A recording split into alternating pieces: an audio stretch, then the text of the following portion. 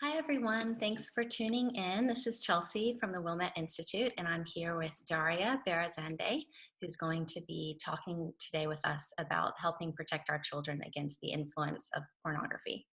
I know this is a pretty sensitive topic, so I appreciate your attention and interaction with this. It may be a bit uncomfortable, but I think it's a really important topic for us to really get comfortable with and give it the importance that it deserves, because it is going to affect our children at one point in their lives, whether we are ready for that or not. So Daria is a mom who has two kids in their 20s and is also recently adopted some children who are currently 5 and 7. So she has a lot of parenting experience, and she's very passionate about empowering children to, really develop the mindsets and get the tools for addressing this important issue. So she's given talks at schools and to teens and preteens to help them. So welcome, Daria. Thank you. Thanks for having me. I love talking to parents in particular because that's where it all begins. So there's actually a really wonderful video that she's already recorded of a talk that she's done at a school, which I really encourage you to watch. It has a lot of statistics and some stories. Today we'll be focusing on a Bahá'í perspective of how to address this issue.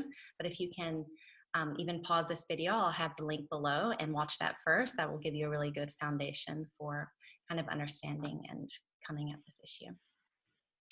So my first question is, in the video, you talked about how you really saw porn as a danger for all of us, actually, no matter what age we are. But similar to how we tell our kids not to run out in the street because they're going to get hit by a car, that's kind of, I think, how you view pornography for your children. So you kind of taught them to see it as something that will influence their lives in a negative way. Was that right? Right.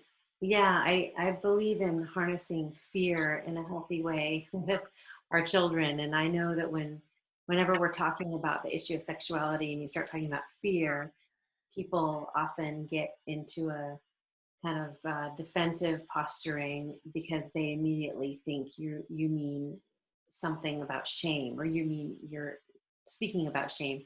But like I say in my presentation, shame has no place in this conversation. And in fact, we need to have complete empathy and compassion for our children who are falling into this in large numbers.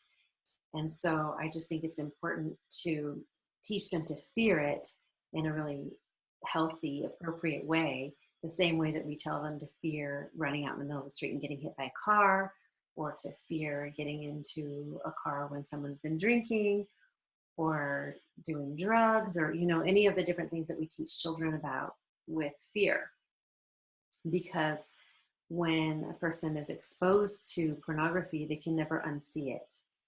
And so it's kind of etched into their brain forever. And most people wish, especially as children, that they had never seen those images, because they come back again and again, often in very special moments when they're meant to be between people who truly care about each other, and these images just come rushing back, and it's really problematic. So I taught my children how to fear it, especially my son, just because of his personality, and also boys are much more likely to get engaged in this. But I talked to both of my birth children about it, and so I felt it was important to teach him how to have an internal filter where he was so clear on what pornography was and how it would feel to him to see it, that he would not want it for himself, very clearly. And he wasn't an easy sell, because he was a pretty rambunctious, mischievous little guy and didn't always do what I asked him to do. And so it was a challenge, but also he grew up at a time when we just had dial-up internet, and high-speed internet came around when he was maybe at the end of middle school, beginning of high school. And so that brought on a whole new a new set of challenges because it interacts with the brain in a whole new way that we were never prepared for. And so he was already the ground had been laid out for him for what it is and how to avoid it and everything. But that was before I even understood, or anyone really understood, what high speed internet porn would do to the brain and the totally addictive nature of it. Mhm. So we didn't even get into all that. We just talked about how it would hurt him. And he was always a very tender-hearted, compassionate guy. And so he really got that. The idea of feeling empathic towards females just made it so he would just not find it enjoyable to watch women being humiliated and degraded like that. And were there any specific quotations from the Baha'i writings or any stories or anything that you found useful for teaching him this concept? I don't remember. It's been a while. He's going to be 30 next year, which is so crazy. He just turned 29 yesterday. So it's been a long time because we started these conversations when he was, in one form or another. We started them probably when he was around 5, 6, 7 years old, about just being safe and thoughtful and healthy and in attitudes towards the body and all of that.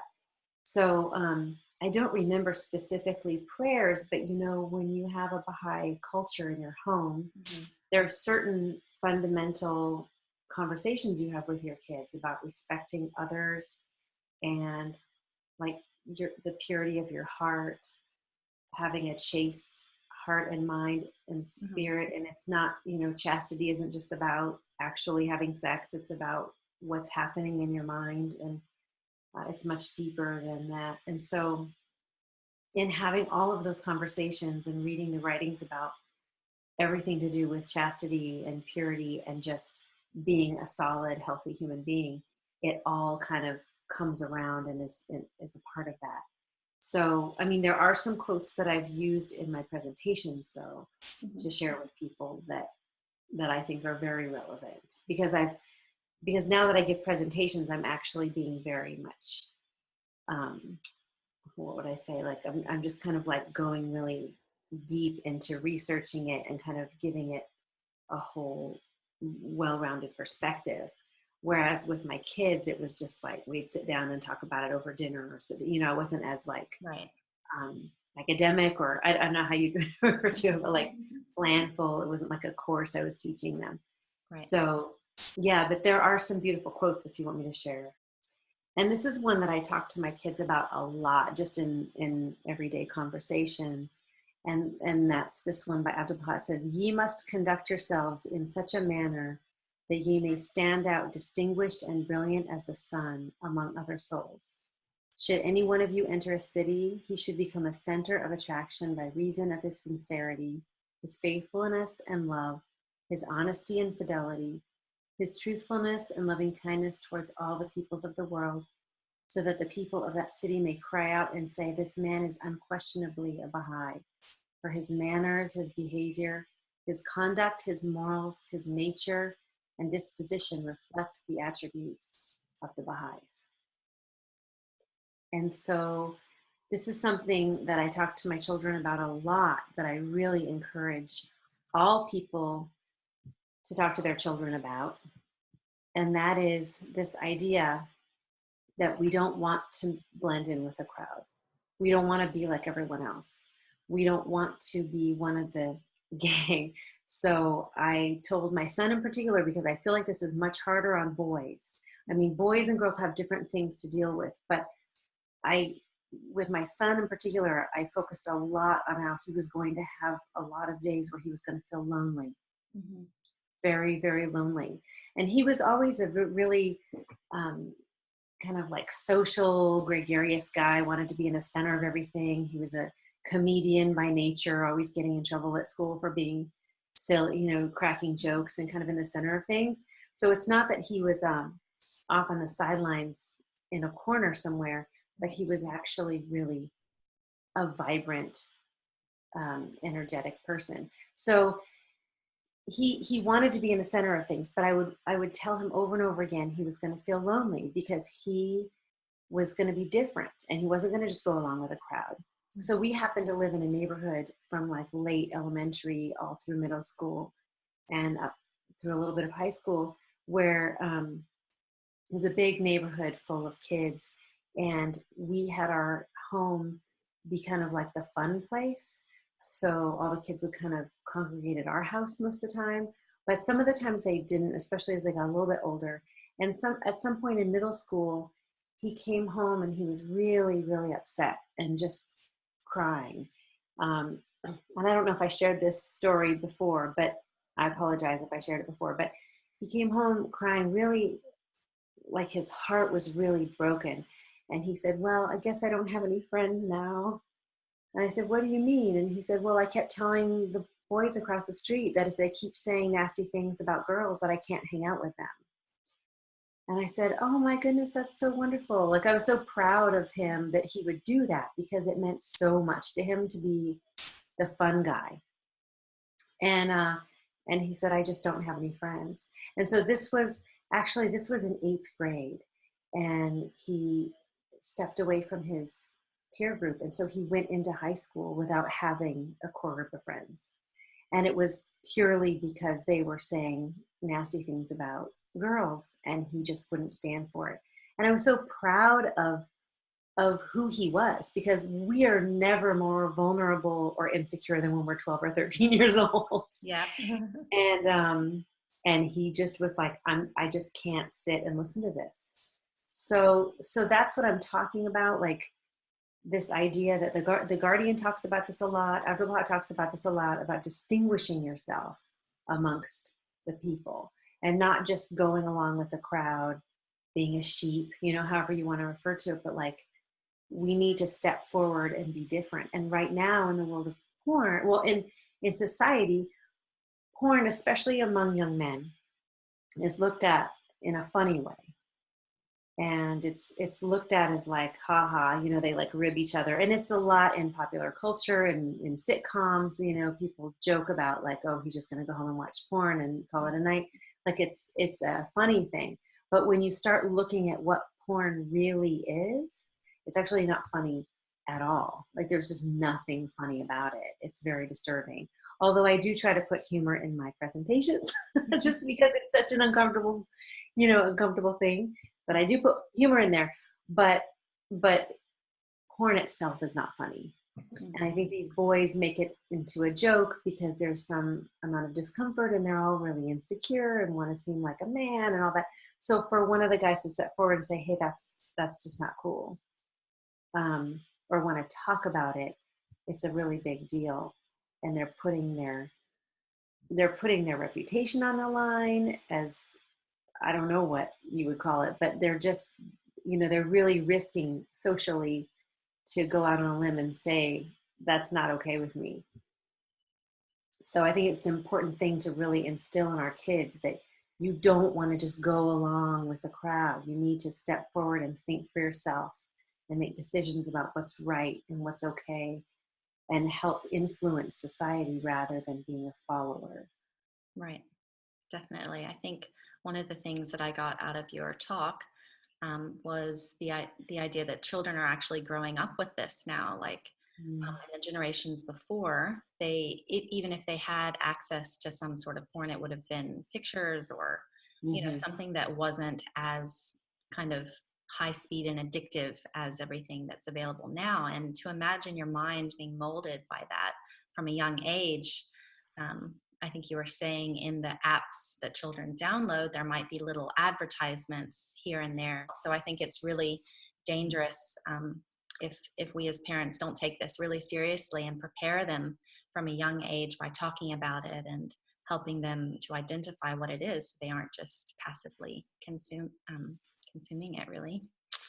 Yeah, they're actually actively, porn producers, or the companies that are producing porn, they are now actively direct marketing on children's games. So it's not now like, oh, oops, my kid stumbled on something and clicked on it. Now they're actually on the sidelines direct marketing to them. So it's really sick. And to in any way, shape, or form fuel or kind of go along with an industry that is preying upon children like that, it's contributing to the problem, Right. big time, and I know that some people think, well, it's free, so I'm not like funding it, but every click is a vote for it. Every click, they're getting paid by advertising. And so you are funding it, even if you're not shelling money out of your own pocket. Do you have any resources as far as websites or books or storybooks that you'd recommend to parents to, understand more about this topic and really empower their kids to learn what to do? Good pictures, bad pictures. It's wonderful because a lot of parents are like, okay, I understand, I agree, but what in the world am I going to say to my kids? This is a great book. And the authors have said on many occasions, a lot of parents are nervous saying, oh, but if I bring it up to my kids, then they're going to go look for it. Well, that's not really how it works. Kids go and seek out things more intensely if they're curious and they don't know anything about it. But if you give them a really solid understanding of it, and this book lays it out so well, and it tells them how their brain works and how it gets all sucked in by this, it really will help them build up a kind of immunity towards it. If you don't talk to them about it and then they bump into it, then they're going to end up going down this hole of shame and discomfort and all kinds of things. So it's not good. This book, Good Pictures, Bad Pictures Junior, it's for a younger group. So it's like maybe 4 to 7 or 5 to 7. So it's even more elementary. So it doesn't, I don't even know if it mentions like what porn, that it's people who don't have clothes on. Oh yeah, it says these parts are meant to be kept private. It's like Right. the parts, It's just a lot less. show under the parts that are under a swimming suit. So it's really important for kids to kind of be armed with the knowledge and information. But then a lot of people say, well, yeah, but my kids are 12 or 15 or 17, and what do I do? So this book, I think, is really cool. This is a group called Educate Empower Kids. I think that's the name of them. Yeah, Educate Empower Kids. They have a great website. They have a lot of resources. And they have this series of books called 30 Days of Sex Talks. And this one is, for example, for ages 12 and up. So this is like their teen book, more or less. And recently I was giving a presentation to a bunch of parents with school-aged kids, and some of them said, well, I have teenagers. And so I was showing them this, and they were like, well, my kids aren't going to want to hear me talk about this. And the thing is, like, no, of course they're going to be uncomfortable and they're going to feel weirded out. I don't want to hear about my mom telling me about sex either. Like, I get that. But I always, well, not always, but a lot of the time I approach my kids like, I know you're going to be so uncomfortable, or you might feel weird about what I'm going to talk to you about, but it's my job. I have to do it. And there's some things that make me uncomfortable. Like I think I said in my presentation, when I sat the kids down individually and talked to them about female sexuality and how complex it is, and like the nature of women's orgasm and all of that, I was so uncomfortable. But I told them so, because I knew there was going to be no way I was going to hide it. So I felt like I had to be just straight. I was like, look, I'm going to be so uncomfortable about this. It's okay. We'll get through it together. So I just think you have to be straight with your kids, because there's no way everybody's going to be comfortable talking about this stuff. So this is great because it just has these questions or, topics to discuss, and it leads you through it. So those are some of my thoughts. And then also I really love the organization called Fight the New Drug. And they have a great website. It's ftnd.org. And they have a lot of resources, and they've got a great, strong presence on Facebook. And they also, they do a lot of community outreach. They give talks, and they're just a wonderful organization. Historically, this has been a topic that has been taken on by religious groups, talking about how it's immoral and you're going to go to hell and it's a sin and this and that. And that's really off-putting and a turn-off. And so the kind of sex positive movement was born from a reaction to that.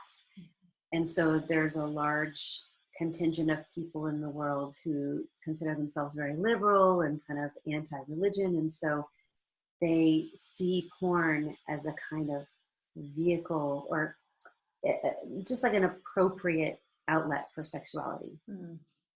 because, you know, no church or no religion is going to tell me what to do in my bedroom, kind of thing. But when you really look into what porn is about, what the mainstream porn is all about, what's going on with it, really, you really can't make a good case for it. And when you also understand what it does to the brain, the highly addictive nature of internet porn, high-speed internet porn, once you start really understanding it, then you really, I haven't heard of anybody being able to make a case for like, oh yeah, it's just a part of our life, or, you know.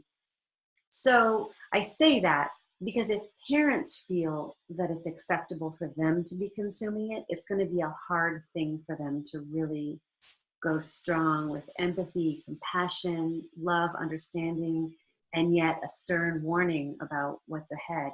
They're Mhm. just not going to be able to really get. They have to really get it before they can teach it.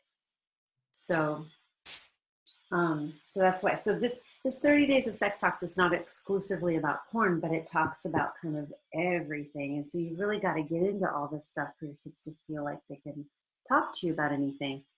And I was even talking to a parent the other day who said, oh, my kids talk to me about everything and we talk about sex.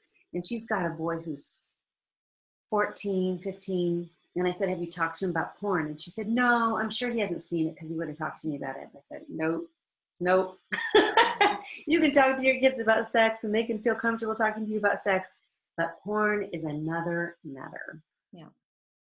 It just is. And you have to, as a parent, you have to be the one to bring it up. You cannot wait for your kids to bring it to you. They're just really not. Like, I haven't heard of a case yet where a kid initiated the porn talk and the parents handled it really well and they all had this great coming together of the minds, you know. Right. And unfortunately, it's inevitable that they're going to come Mm-hmm. across something. Like, it's just with our internet today and kids, even using internet to search for things for school or something. Like, Mm-hmm. at some point, they're going to accidentally come across it. So it's so much better for them to know what it is before, so that they'll Mm-hmm. be able to figure out what to do and know that they can come and talk to you. So, Right.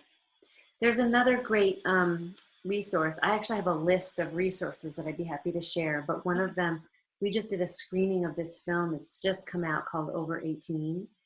And it's this couple, they did a documentary on the internet porn industry and its impact on children. And there's a very brave young boy who shares about his porn addiction, and how he's recovering from it, how it developed. His family is interviewed. The mom talks about how she was sitting there on the couch with her son, and he was looking at it sitting right next to her. So a lot of parents even think that they are um, watching what their kids are doing, but they're sitting right. They can just be right there, still looking at it. You can't think that you're going to protect them from it, is the bottom line. You can't think you can put filters on or just tell them don't do that, it's bad. mhm. It's just not going to happen. They have to be able to protect themselves, and they have to not put them in an unfair situation, meaning you can't hand them a cell phone, a smartphone, Mhm. have them go off into their bedroom and think everything's going to be okay. It's not fair to do that with where their brain is developmentally. It's Mhm. not about not trusting them. It's just not fair. Yeah. Like, one thing I've said to men my age or older is, I've said, imagine when you were like 15, if your parents had loaded your bedroom up with all these porn videos and porn magazines and stuff, and then you could just go in there and close the door, and your parents are like, just be moderate, son. Like, of course not. And when they hear that, it's like, oh, okay. Like, it's kind of like, I understand. But even then, that doesn't even come close to touching what's available on the internet. And the powerful addictive nature of it is, it's just so much more than any magazine or movie. And I encourage everyone who's watching this video, if you haven't watched the previous hour and a half presentation, really do so, because she gets into the common themes in porn today, which are really not what you might expect. They're really quite dark and disturbing and abusive towards women. So it is really important to really know what your children can be exposed to. Um, Mm-hmm. Right. Yeah, it's not what I keep hearing is it's not Playboy porn. This is way, way, way beyond that. And a lot of people, when they think about their kids being exposed to porn, they're thinking of Playboy, like just naked women. But it's so far beyond that. Just the one statistic about how 88% of it is violent towards women, that is so shocking. 88% of it. So children are growing up thinking that women love violence. They are they're hardwiring their brains so that they equate sexual stimulation with a woman getting hurt. right. And this is like damaging marriages. And then the boy, of course, is going to be blamed for acting these things out on girls, or men acting them out on women. But if we're leaving kids open to being exposed to this, volumes of it, years of it, and then that's their exposure to what it means to have a sexual relationship, it's not really fair. Mm-hmm. And then they don't know that that's not actually what women want to do, and they don't understand that women don't enjoy being hurt.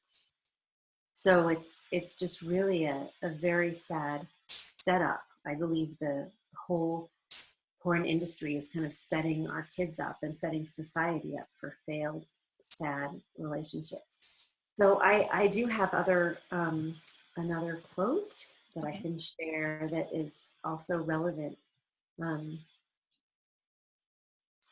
so this one, this one is by The Guardian. It says, "It must be remembered, however, that the maintenance of such a high standard of moral conduct is not to be associated or confused with any form of asceticism or of excessive and bigoted Puritanism. The standard inculcated by Baha'u'llah seeks under no circumstances to deny anyone the legitimate right and privilege to derive the fullest advantage and benefit from the manifold joys, beauties, and pleasures with which the world has been so plentifully enriched by an all-loving Creator.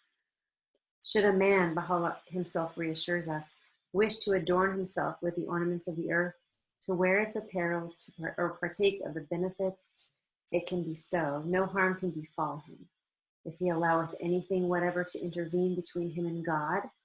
For God hath ordained every good thing, whether created in the heavens or in the earth, for such of his servants as truly believe in him. Eat ye, O people, of the good things which God hath allowed you, and deprive not yourselves from his wondrous bounties."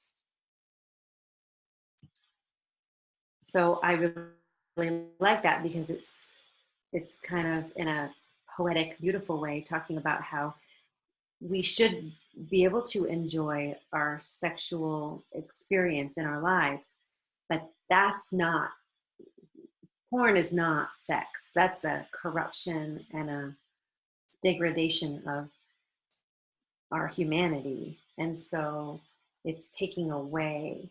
And the Fight the New Drug organization has a slogan, and they say porn kills love. They have these great t-shirts that say that, and they tell people to wear them all over the place because it kind of gets people's attention. But the idea is that it's the opposite of intimacy. Porn viewing is the opposite of intimacy, because it does not bring people close together. It teaches you that people are objects and body parts to be used and abused.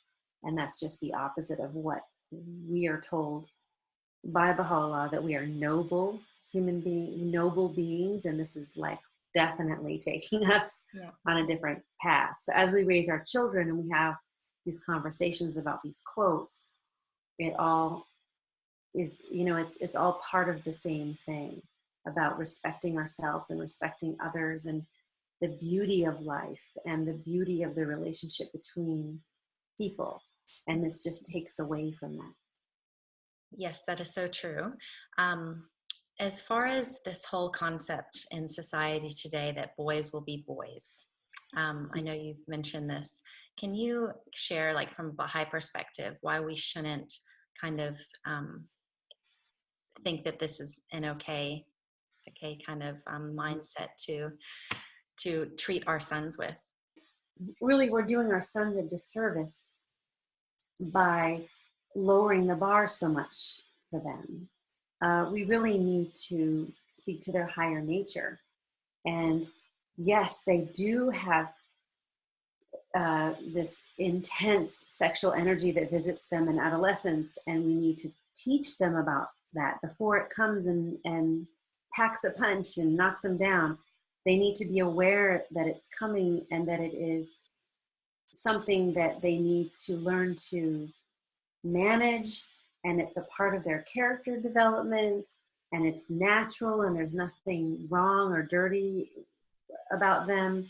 But the reason why boys often get characterized as being nasty or whatever is I believe many boys have not been trained how to manage it, and so then it does come out looking like ew. So then everybody gets comfortable labeling boys like that, just as people get comfortable labeling girls as moody and this and that. So, I mean, everybody has their tendencies, but we have to overcome them. And in the writings, it talks a lot about, noble have I created thee. We are all noble beings. And to say, well, we're going to just hold girls to this standard of being sweet and kind and giving and loving, and boys, they're just rambunctious and they're just going to kind of be mischievous and get into trouble, whatever. It's insulting to them. And we need to have the same standard for boys as we do for girls, and it's not any different. So I've always taken issue with people saying, oh, they're just boys, or boys are this way or that way.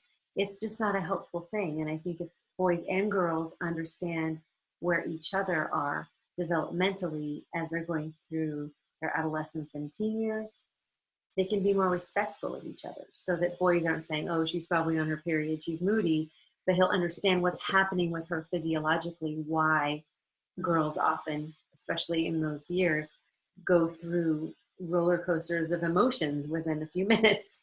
And girls will have a better understanding of why boys are struggling so much with their sexuality, their expression of their sexuality, why they're struggling with it. And so if they can have some compassion and understanding for each other and themselves, then, that's kind of what it's all about. Right. And as Baha'is, we're not supposed to have a different standard for them. Thank you so much for sharing that perspective. I think it's really important for us to, use all the modern research and the resources that we can find, and also see them within the Baha'i perspective, and applying the beautiful principles that Baha'u'llah has given us to really rise to the standards. And so I appreciate your interest and passion for this topic and sharing with us. So thank you so much. Well, thank you for giving me this opportunity. And I'm really happy that in the Baha'i community, it's been so warmly received. It's been a pleasant experience. I know this is not the case in a lot of other religious communities, so I'm really, really heartened that there's been an openness to talking about this very difficult subject. So thank you.